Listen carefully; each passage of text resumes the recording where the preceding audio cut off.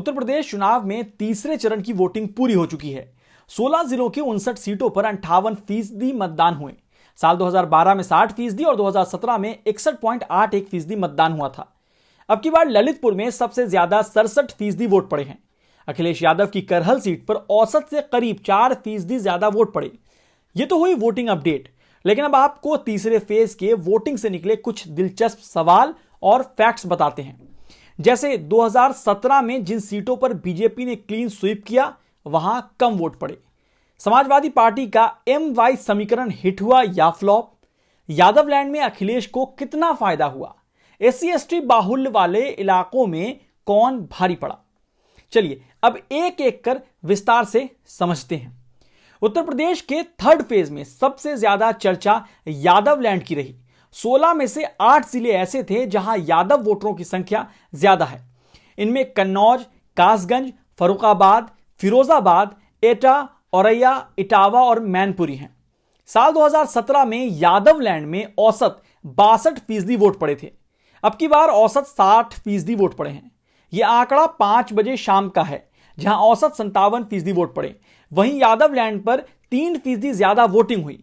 कन्नौज में 61%, कासगंज में 60, फर्रुखाबाद में 55, फिरोजाबाद में 57, एटा में 64, औरैया में 58%, इटावा में 59% और मैनपुरी में 61% वोट पड़े हैं। चलिए अब आपको शेड्यूल कास्ट वोट का गणित समझाते हैं। तीसरे चरण में 16 जिले थे, जिसमें से 9 ऐसे जिले हैं जहां अनुसूचित जाति की आबादी 20%, मतलब औसत 25% से ज्यादा है। ऐसी सीटों पर शाम 5 बजे तक औसत से ज्यादा वोट पड़े हैं। सभी 59 सीटों पर 57% वोट पड़े। वहीं अनुसूचित बाहुल्य वाले सीटों पर 59% वोट पड़े हैं। थर्ड फेज की 15 सीटें अनुसूचित जाति जनजाति के लिए रिजर्व थी। यह तीसरे फेज की कुल सीटों का 25% है। अब बात करते हैं बुंदेलखंड की। तीसरे चरण में हुए चुनावों को 3 भाग में बांट सकते हैं। पहला पश्चिमी यूपी के 5 जिलों की 19 सीट है। दूसरा अवध के 6 जिलों मतलब कानपुर, कानपुर देहात, औरैया, फर्रुखाबाद, कन्नौज और इटावा की जो है वो 27 सीटें हैं। तीसरा हिस्सा जो है वो बुंदेलखंड के 5 जिला जो है वो आता है झांसी, जालौन, ललितपुर, हमीरपुर, महोबा में 13 सीट है। पश्चिमी यूपी की बात करें तो साल 2017 में 19 में से बीजेपी को 14, समाजवादी पार्टी को 4 और BSP को 1 सीट मिली थी। 63% वोट पड़े थे।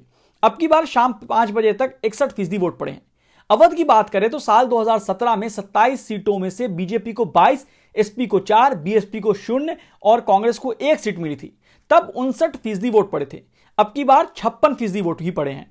थर्ड फेज में बुंदेलखंड में 13 सीट हैं। साल 2017 में सभी सीटों पर बीजेपी का कब्जा हो गया था। तब 64% वोट पड़े थे। अब की बार 5 बजे तक 59% वोट ही पड़े हैं। तीसरे चरण में सेकंड फेज की तरह मुस्लिम बाहुलता वाली सीटें नहीं थी। कन्नौज में सबसे ज्यादा 16% मुस्लिम आबादी है। बाकी जिलों में इससे कम ही है। लेकिन SP का MY यानी मुस्लिम यादव समीकरण को देखें तो ऐसी जगहों पर खूब वोट पड़े हैं। अब आते हैं अखिलेश यादव और उनके चाचा शिवपाल यादव पर कि कौन किस पर भारी पड़ा है। सवाल है कि कैसे भारी पड़ा है। दरअसल उत्तर प्रदेश के तीसरे चरण में लोग शर्त लगा रहे थे कि अखिलेश यादव या चाचा शिवपाल में से किसे ज्यादा वोट मिलेंगे।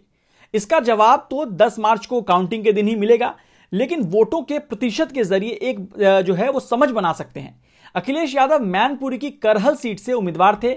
उनके सामने केंद्रीय मंत्री SP सिंह बघेल थे। इस सीट पर 63% वोट पड़े हैं। साल 2017 में 58% और 2012 में 61% वोट पड़े थे इस सीट पर। यानी अब की बार करहल के लोगों ने बंपर वोटिंग की है। चाचा शिवपाल इटावा की जसवंत नगर से मैदान में थे। यहां 60% मतदान हुआ है। साल 2017 में 63%, 2012 में 64% मतदान हुआ। यानी अब की बार सबसे कम वोट पड़े। यानी पिछले 10 साल में जसवंत नगर में सबसे कम मतदान हुआ। 3 फेज के चुनाव खत्म होने के बाद सवाल बनता है कि क्या समाजवादी पार्टी हैट्रिक मारती दिख रही है।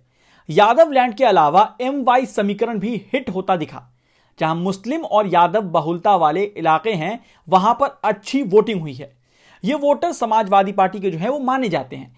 पहले चरण में RLD और जयंत चौधरी की वजह से जाट मुस्लिम समीकरण, दूसरे चरण में मुस्लिम बाहुलता वाली सीटें और अब MY समीकरण से समाजवादी पार्टी हैट्रिक मारती दिख रही है।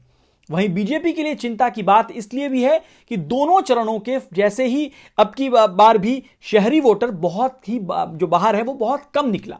बुंदेलखंड जैसी जगहों पर पिछली बार की तुलना में वोट कम पड़े। हालांकि चुनाव प्रचार में बीजेपी अपने 2017 के प्रदर्शन पर भरोसा करती दिखी।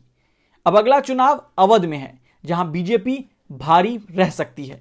तो बाकी खबरों के लिए आप देखते रहिए द क्विंट और क्विंट हिंदी।